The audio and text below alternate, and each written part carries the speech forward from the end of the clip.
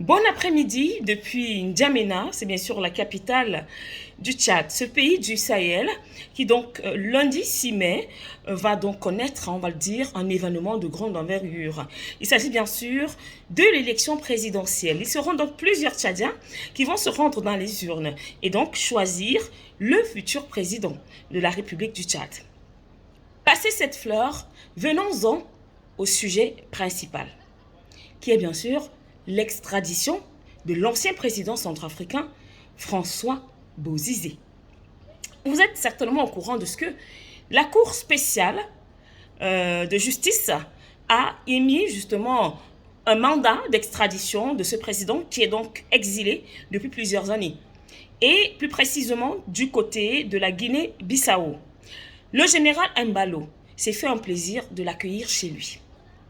Alors, le mandat est sorti le 30 avril dernier.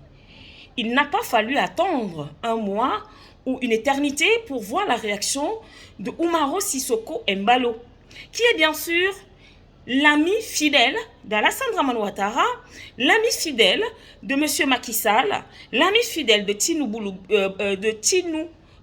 Bola Tinubu, voilà, je suis prévenue enfin, l'ami fidèle effectivement de ce qui reste de la CEDEAO. Lui, il a fait une sortie. Il a dit clairement que pour lui, il n'y a pas d'extradition de François Bozizé.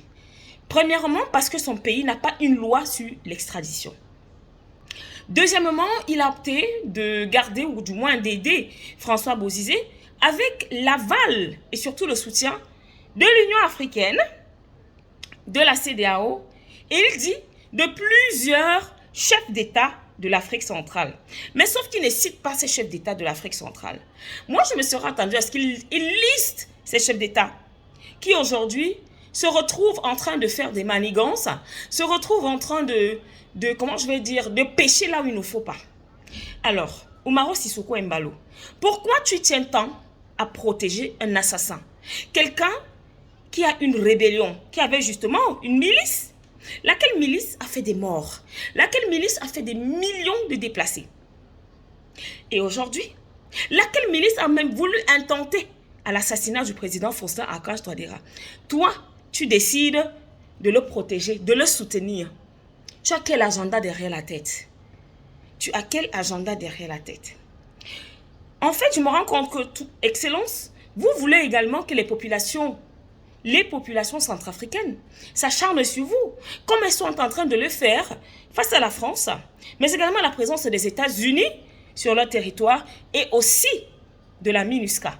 Parce qu'à un moment donné, quand les institutions ne sont pas speed dans les réactions, les populations, comme j'ai toujours dit, le peuple, c'est le pouvoir. C'est le peuple qui décide et non les institutions.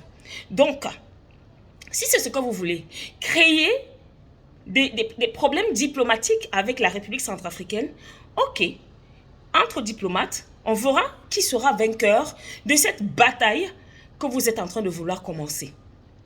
Dire que vous ne faites pas partie de cette extradition, dire qu'il y a Mondiovision, dire ouvertement qu'il n'y a pas une loi d'extradition chez vous, j'espère bien, monsieur Mbalo, j'espère bien que lorsque vous aurez des problèmes chez vous, et que personne ne voudra vous abriter, il ne faudra pas verser les larmes plus tard.